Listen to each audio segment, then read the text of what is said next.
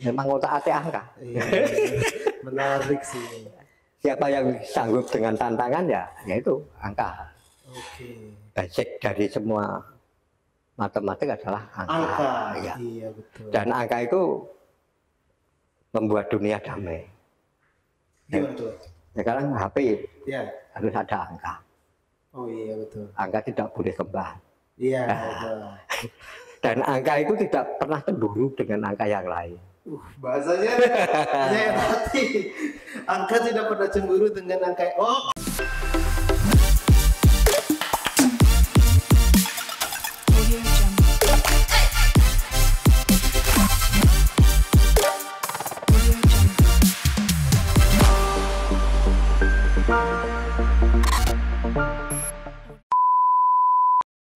Oke, dengan membaca buku, kita bisa mendapatkan beragam pengetahuan yang belum kita ketahui. Sehingga wawasan kita kian bertambah. Jadi itulah makna buku adalah jendela dunia. Maka makna tersebut menggambarkan betapa pentingnya buku karena memberikan banyak pengetahuan kepada manusia.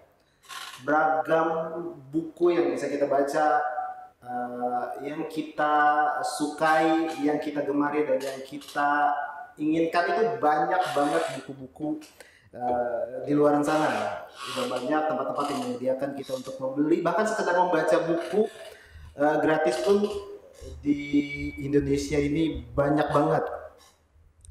Ngomong-ngomong masalah buku, sekarang saya kedatangan seorang yang memang penulis buku, seorang guru dan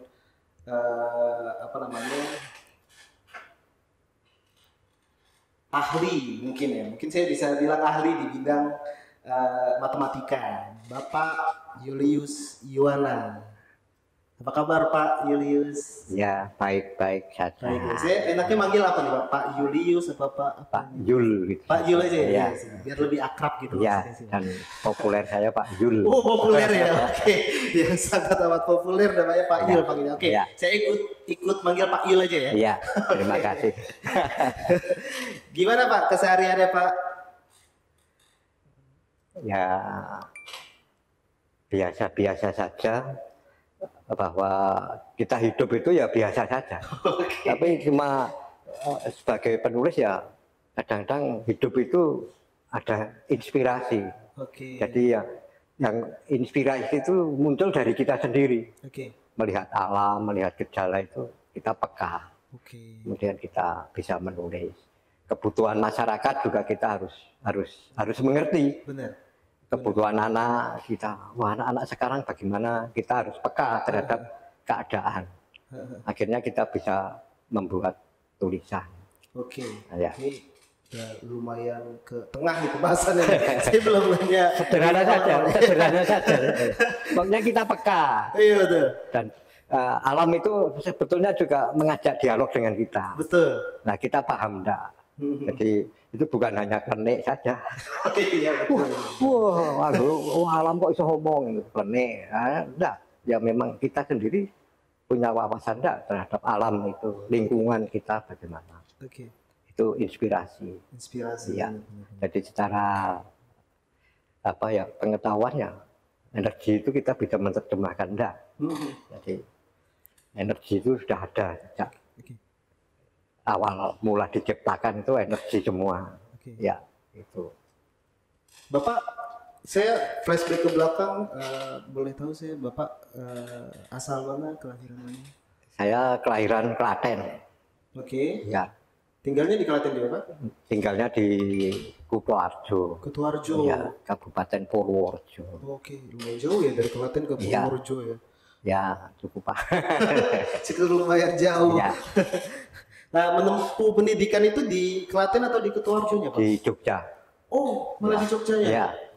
Karena Klaten Jogja cuma 30 kilo. 30 kilo cuma. Ya. Oke, lumayan jauh juga, Pak. Iya. Zaman sekarang nggak jauh, tapi zaman dulu memang jauh. Iya, makanya. Makanya saya bilang lumayan jauh juga. Iya.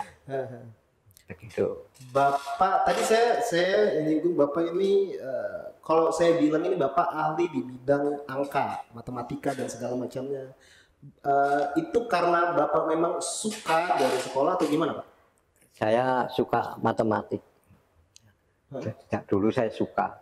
Kalau pinter sih enggak, suka. Suka, oke. Ya. Dan kemudian saya konsep matematika itu senang. Oke. Jadi bukan ahli fisika, tapi saya senang akan konsep matematika.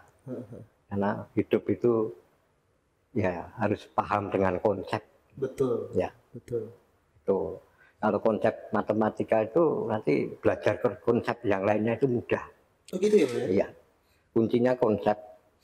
Kemudian nanti saya kadang-kadang ya bisa mengajar fisika, mengajar kimia, bahkan belajar pemrograman itu saya bisa.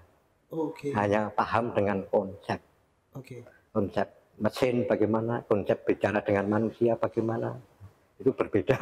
Iya betul sih Pak. Mesin dengan manusia beda. Ya. Awal suka itu dari sekolah dasar. Dulu itu sekolah rakyat kali ya Pak? Ya sekolah dasar. Sekolah dasar ya. Awal memang suka berhitung itu dari sekolah dasar atau setelah itu? Karena menghafal saya paling lemah. Ya kalau menghitung saya senang. Maka biasanya anak-anak yang suka menghitung dan hafalan beda. Kalau hafalan itu orangnya anteng, tekun, orang seneng hitung pecicilan. Dia tidak banyak menghafal. Kalau menghafal, wah saya paling stres. Karena waktu nggojolan aja kurang. Tapi kalau pengertian konsep kan, kalau kita sudah maksud ya selamanya akan maksud. Betul. Pengertian itu tidak akan mudah hilang. Betul. Sama kebanyakan kayak orang-orang Indonesia kan suka berhitung sampai hitungannya itu kayak di luar pikiran kita, 271 triliun misalnya gitu ya. Oke. Bapak apa namanya? Kuliah di? Saya dulu di IKIP Karangmalang. Sekarang jadi UNY. Universitas Negeri Yogyakarta. Ya. Dulu IKIP. Dulu IKIP ya Pak? Ya. Saya ambil jurusan matematika. Itu udah ngotok banget ya Pak?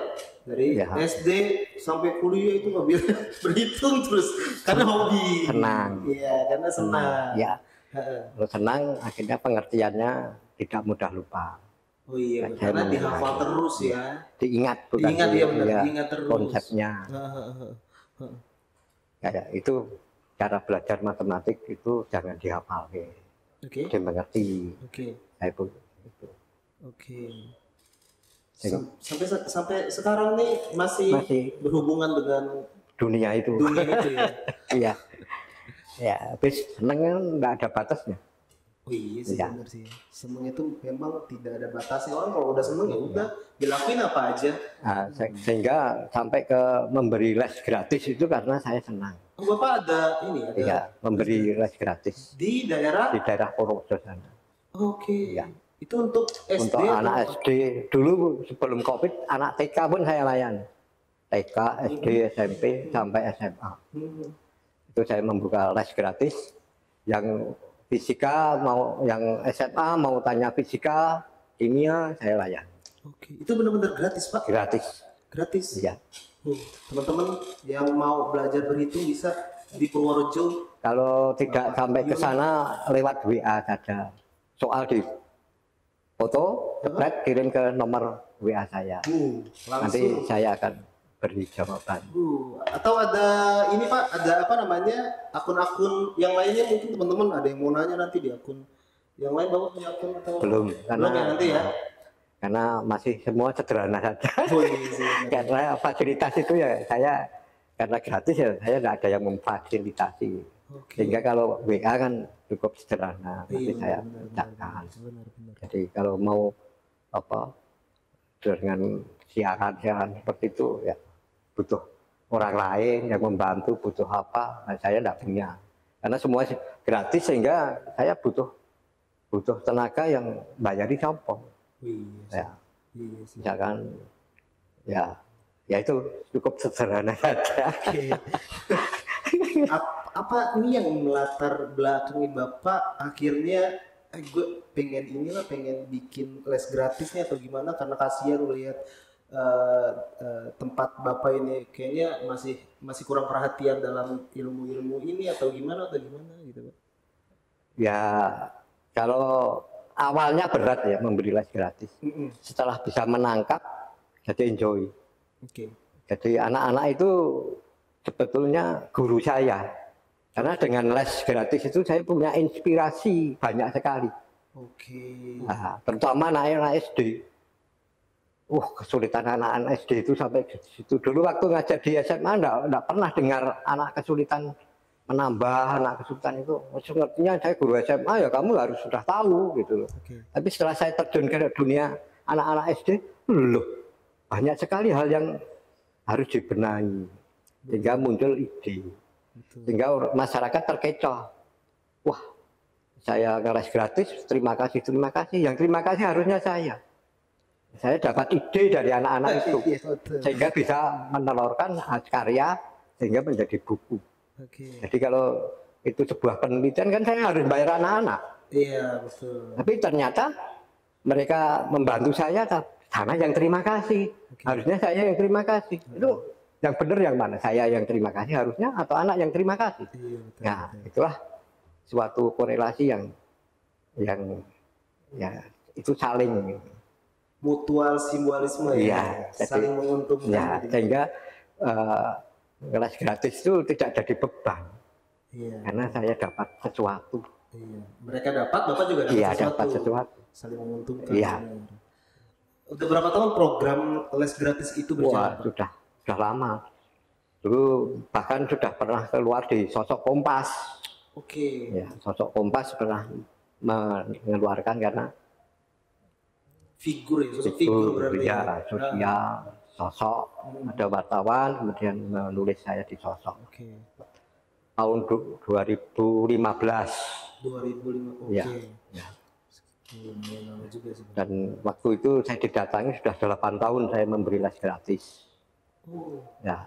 Bahkan sampai sekarang. 8 tahun? Ya, sekarang masih ada. Sekarang masih ada? Iya, semakin semangat karena saya harus punya inspirasi. Iya sih. Anak itu inspirasi saya, guru saya. Iya sih. Tanpa anak-anak saya tidak mungkin pinter. Benar. Nah, itulah bagaimana menerjemahkan suatu peristiwa itu harus dimaknai. Betul. Jangan awal loh. Orang yang awal tidak akan memperoleh apapun. Saya berikan ikhlas, maka saya akan dapat imbalan. Yaitu inspirasi. Saya bisa menulis. Nah, tulisan saya juga tentang otak-atik angka. Iya benar. Itu. Saya juga udah ya. Bawa nih buku ini ya Pak Julius Yuwana nih. Otak-atik angka. Ini otak-atik angka. Yang pertama ya Pak. Ini Bapak. Buku Bapak yang pertama keluar di Kompas Gramedia ini. Iya. Oke. Otak-atik angka, cara asik bermain matematika. Ya. Ini maksudnya gimana Pak? Cara asik bermain matematika kayaknya? Awal mulanya anak saya dulu pernah belajar pemrograman. Saya memprogram. Nah, coba saya sekarang anak-anak karena yang ikut les itu kelas 1 SD sampai kelas SMA. Nah, saya bagi 2. Yang sudah mengenal perkalian saya kelompokkan sampai SMA. Dan saya membuat soal permainan itu. Permainan buku ini, ya, permainan ini. Jadi saya suruh menghitung, nanti jawabannya semua pasti sama. Oke. Jadi yang menjawab, misalkan saya sudah merancang jawabannya nanti 17, ada anak menulis 15. Langsung saya bilang, kamu salah. Loh kok tahu Pak? Cek lagi, kamu tidak kritik. Iya benar. Yang 17, kamu benar. Sampai kamu bisa menemukan kesalahanmu. Nah, akhirnya, oh ya Pak, saya salah. Nah, itulah. Nah, di situ beberapa soal, beberapa ini saya kumpulkan menjadi naskah. Jadi buku ini ya? Iya, inspirasi. Terus kemudian saya nongkrong di warung. Orang-orang warung, tukang becak pun pakai kalkulator sekarang kan mudah. Yuk, keluarkan HP, pakai kalkulator. Coba nomor kamu berapa, umurmu berapa, kamu tulis. Nanti jawabannya mesti sama. Iya ya. Semua umur yang berbeda-beda itu nanti jawabannya misalkan 20 ya 20 kabeh. Oh gitu ya. Iya. Nah, ternyata menggunakan kalkulator pun juga tidak teliti. Ya itu ketelitian itu sangat penting. Betul. Dalam matematik sekarang pinternya kaya apa? Ujian ABCDE jawabannya salah, ya saya pada goblok ya. Padahal saya ngerjakan sudah bener, tapi jawabannya orang teliti. Kudune min 3 kok kamu jawab 3, kan tidak teliti. Ya kamu pada termasuk orang goblok karena tidak teliti. Jadi tes objektif itu mengelompokkan kita jeno iso apa ora ya goblok ya. Karena tidak teliti. Maka saya utak-atik angka untuk belajar itu paling berat itu sekarang manusia itu teliti. Iya, betul. Ketelitian itu sangat penting. Ya. Pintere kaya apa ora teliti. Ya sama aja bohong gitu. Maka saya poinkan pada anak-anak ini yang pertama inspirasi saya ternyata anak SMA itu dengan anak SD belum tentu pintar anak SMA. Iya, karena pinter tapi orang teliti kan podo goblok ya. Ora bener. Iya. Karena jawabannya harus 17 kamu kok 16. Walaupun kamu sudah mengerjakan tapi kamu tidak teliti sama saja gobloknya kan. Iya, betul. Ya, itu tes objektif. Nah, dulu isi wah ini jalannya bener cuma tidak teliti dapat nilai. Iya. Maka hati-hati sekarang tes objektif ABCD itu harus teliti dalam matematik. Ini otak-atik angka yang pertama.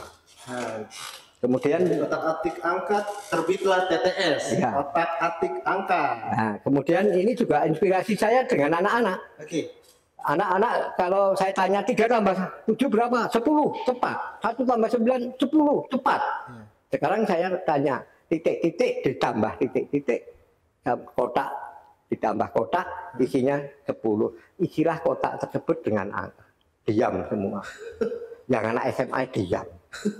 Pak ini diisi berapa? Loh. Nah kan susah ya tuh. Wih diisi bebas. Tanya lagi, bebas itu terserah saya. Iya, yang penting bener loh. Jadi anak sekarang itu barang gampang dipersulit. Tapi kalau dan itulah kadang-kadang pelajaran matematika itu hanya untuk menghitung, tidak tahu. Ya, jadi banyak hal-hal sederhana yang saya temui dengan anak-anak itu yang harus saya tulis. Jadi inspirasi saya. Tanpa anak-anak saya tidak bisa. Ya. Tadi Pak Yul bilang anak-anak itu guru saya. Iya. Nah ini jadi ini istimewanya angka TTS angka ini ada 400 TTS. Oke. Kalau TTS umum pertanyaannya berapa? Satu TTS saja pertanyaannya berapa sudah? Banyak kan? Iya banyak. Nah ini serba 34. Jadi ke kanan juga 34, ke bawah 34, diagonalnya itu harus berjumlah 34. Menarik sekali bukunya ini. Ya, memang otak-atik angka. Menarik sih. Siapa yang sanggup dengan tantangan ya itu angka. Basic dari semua matematik adalah angka. Ya. Iya betul. Dan angka itu membuat dunia damai. Iya betul. Sekarang HP ya. Harus ada angka. Oh iya betul. Angka tidak boleh kembar. Iya betul.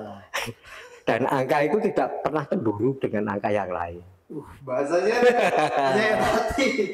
Angka tidak pernah cemburu dengan angka. Oke. Iya, iya betul. Tidak ada yang rebutan kedudukan. Ya, saya dipasang di mana saja boleh. Iya. Dan yang istimewa lagi angka 0. Tidak pernah disebutkan.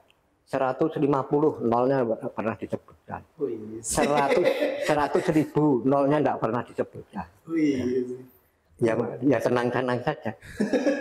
105 dengan 15 kan nolnya tidak disebutkan. Iya, kalau nggak disebutin. 105 nol tidak disebutkan. Kalau 15 nolnya tidak ada. Nggak ada. Nah, iya. Itulah keunikan angka. Oke. Ya. Sukses sih emang kalau kita ngobrol sama filsuf angka. Ya, saya langsung ngebul. Ya, maka berbeda-beda itu di angka itu dan tidak pernah ribut. Oke. Justru berbeda itulah yang membuat dunia itu aman. Oke. Nah, angka itu berbeda kan? Kalau Iya. semua sama, bubar. Betul. Jadi maka belajarlah pada angka. Angka itu berbeda tapi membuat dunia itu aman.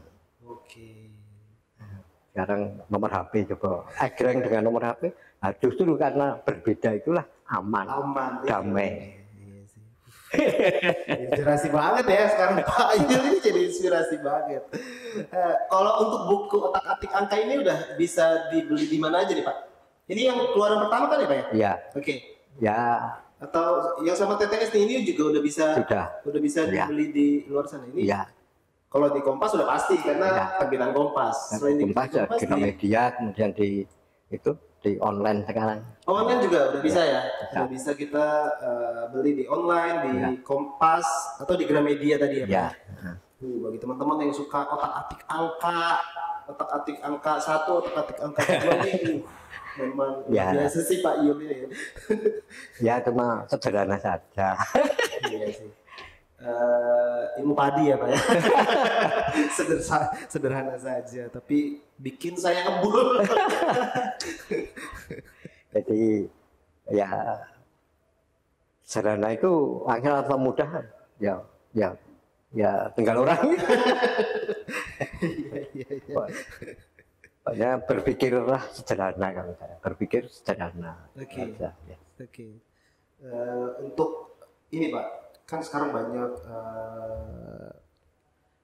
digital lah. Kita buku-buku ini kalau menurut saya ini kalah dengan digital, era-era digital. Karena sekarang banyak akun-akun medsos, Ya. ya kan? Jadi anak-anak yang masih sekolah itu kayak males gitu baca buku gitu Pak. Menurut Bapak gimana Pak? Nah, sekolah itu ya sekarang yang tua harusnya menggiring dan tugas guru itu harusnya juga hati-hati. Iya, Banyak positif dan banyak negatif. betul. Ya. Tidak hanya teknologi, semua teknologi. Sekarang kendaraan cepat, resikonya juga besar. Iya. Begitu kecelakaan, duel ya sudah. Nah, betul. Dulu waktu saya kecil nyepeda banyak aman-aman saja. Montel ya Pak ya. Ya. Nah, memang teknologi itu ya, semua resiko. Iya, ada plus minusnya. Pak. Iya. Maka tinggal bagaimana kita mencikapi Oke. ya, itu semua. Oke. Teknologi digital itu juga digital itu basicnya apa? Angka sebelumnya. Wih, balik lagi Ya. ke angka nih. Angka lagi. Jadi dulunya kan digital itu 1-0. Itu lambang angka juga. Iya betul. Ya tidak disebut angka, ya nyala mati. Oke. Itulah teori digital. Kemudian semua mesti dilambangkan dengan angka. Oke. Nah, sampai pixel dan seterusnya itu ya semua dihitung dengan angka. Lambang angka yang dilambangkan oleh hidup mati. Oke. Ya, maka angka itu diotak-atik sehingga teknologi pun sekarang sebetulnya itu dari awalnya dari angka. Oke. Ya. Susah memang kalau ngomong sama filsuf angka nih emang susah. Semuanya serba ke angka. Kita kemana nanti baliknya ke angka lagi. Tapi juga ada Jawa, bangsa Indonesia itu ini yang saya herankan kok tidak terjamah oleh para ahli. Oke, gimana tuh Pak? Coba sekarang cara memberi nama bangsa Indonesia ya. Ini berapa? 10. 10. Ini berapa? 9. 9. Yang saya lipat berapa? 1. Huruf depannya apa? 9. Huruf depannya? S. Nah, 1. Huruf depannya? S. Sama. Jumlahnya 10. Ini berapa? 8. Yang saya lipat?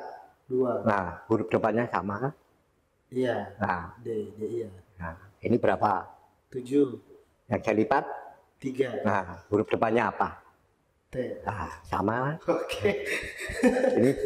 Ini berapa? 6. Yang saya lipat? 4. Nah, huruf depannya apa? E. Ini berapa? 5. Saya lipat? 5. Nah, jumlahnya 10. Iya sih bener sih tuh ya. Sehingga kalau ingat huruf depannya itu ada 9 kurangi 10, 10 kurangi 9 S 1. Oke. 10 1. 10. Maka tadi 2 8. Iya sih. Bahasa Inggris tidak ada. Iya, bahasa Inggris nggak ada ya? One. Oh iya sih. Huruf depannya berbeda. Depan berbeda. Nah, ini Mengku Karep sebetulnya itu dikembangkan sangat bermanfaat. Itu yang akan saya menginspirasi katanya. Jadi yang belum saya tulis. Karena saya bingung mengajar anak supaya mudah. Oh, pakai huruf depan. Ternyata bangsa Indonesia dulu para ahli bahasa sudah mempersiapkan. Dan itu istimewa bagi bangsa Indonesia. Bahasa Indonesia itu luar biasa untuk memberi angka. Itu akan saya angkat yang berikutnya. Itu next berarti ya, setelah otak-atik angka ya, apa ya? Kemudian saya sedikit mempelajari budaya, nama dan seterusnya saya otak-atik. Wah, ternyata saya, oh iya. Sekarang dalam budaya kita juga banyak, ada teman. Jadi 9 dan 1 itu bersahabat. 9 dan 1 bersahabat. Ya. Oke. Gimana tuh? Ya nanti mau mengalikan 7 kali 9 misalkan. Harus tahu sahabatnya 9 berapa? 1. Sahabatnya 7, 3. Huruf depannya sama kan? 1 kalikan 3 dulu, 3. Maka nanti 9 kali 7 mesti satuannya 3. Iya sih. Oh iya sih, benar sih. Ya, itu saya mengamati setelah saya bergaul dengan anak-anak kecil itu. Yang kesulitan, yang ini saya peduli, maka disitulah ilmu akan muncul. Kalau kita peduli. Oke, iya sih. Kenapa Yul ini memang hobinya angka ya? Jadi udah kayak angka kalau kita tidak ingin menularkan sama anak-anak ya tidak ada. Betul. Dengan kesombongan saya, aku butuh ini ya tidak akan muncul. Iya sih. Justru dengan kesederhanaan saya bersama anak-anak itulah inspirasi muncul. Jangan sombong dulu lah. Karena sombong itu nanti tidak dapat apa-apa. Soal koyo ngono ora iso, itu kan. Jangan. Hargailah anak itu. Kita sendiri tidak bisa minterke itu tanggung jawab. Ojo menyalahkan anak. Jangan menyalahkan anak saja. Diri kita sendiri siap enggak untuk meminterkan anak. Itulah guru. Betul sih. Ya. Jadi kalau kita peduli, maka kita akan mempunyai banyak cara. Sehingga kita bisa menemukan sesuatu yang luar biasa. Menurut umum, banyak hal yang budaya Indonesia itu yang perlu saya tulis nanti dalam otak-atik angka. Kenapa bangsa Indonesia sudah menyiapkan sedemikian rupa, baik memberikan nama angka, itu akan saya kupas. Di next buku berikutnya ya Pak. Iya. Aduh, saya mulai mencintai angka nih kayaknya. Dari Pak Yul. Nah sekarang umurnya sudah berapa? Angka kan yang ditanya. Oh iya sih. Anaknya berapa? Angka lagi. Ya, sekarang jam berapa? Angka. Wah ini mahal ya. Angka. Jadi istilah apapun mesti lambangnya diukur dengan angka. Wah tubuhnya kok pendek toh? Angka. Karena tunggu. Kamu kok pintar sekali? Angkanya bagus. IP-nya sekian. Semua dilambangkan oleh angka. Ini keren banget sih Pak. Kok saya baru ini ya? Saya baru nyadar gitu. Oh iya. Ya, maka itulah kesadaran terhadap lingkungan. Vibes-nya tuh beda memang kalau kita ngobrol sama filsuf angka. Sama Pak Yul. Ini teman-teman harus beli banget sih buku ini sih. Ini gila sih. Asik sih memang. Ternyata Pak Yul ini nggak cuma mengajarkan angka, tapi gimana cara kalian mencintai budaya, budi pekerti. Iya betul. Satu pertanyaan terakhir nih Pak. Oke. Sarannya untuk adik-adik yang ada di luar sana, teman-teman yang ada di luar sana, gimana supaya mereka rajin membaca, rajin belajar, apalagi mengenai otak-atik angka kayak gini dan pelajaran-pelajaran yang lainnya, Pak. Apa ya? Yang tua itu harusnya menggugah. Jadi jangan dalam pendidikan itu menyalahkan itu jauh lebih mudah daripada membimbing. Jadi kita menyalahkan anak, oh kok kamu goblok, mudah. Tapi bagaimana membimbing supaya bisa. Jangan mencuri, gampang. Melarang itu lebih mudah. Tapi bagaimana kita mendidik supaya tidak menjadi pencuri. Itu tugas guru itu, jangan hanya melarang. Melarang itu jauh lebih mudah daripada mendidik. Ojo nyolong, jangan mencuri, gampang. Ancaman, gampang. Tapi bagaimana mendidik supaya anak tidak menjadi pencuri. Itu tugas. Kata-kata yang bisa bikin saya terenyuh jadinya.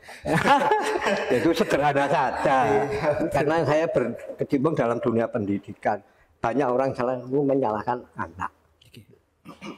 Menyalahkan zaman. Maka bagaimana kita menyiapkan anak itu dengan baik.